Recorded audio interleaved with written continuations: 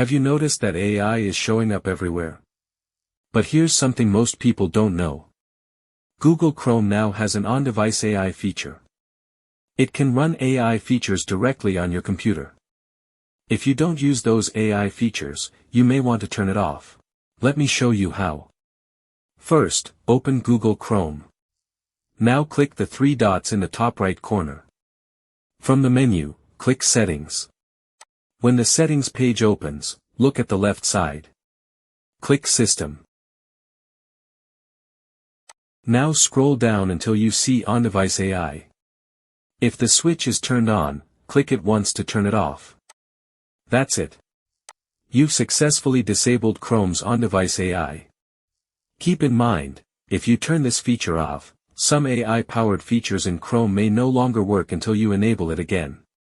If you don't use those features, turning it off can reduce unnecessary background activity on your computer. And that's all there is to it. If this video helped you, please give it a thumbs up. Subscribe for more quick Windows, Chrome, and AI tutorials. Thanks for watching. I'll see you in the next video.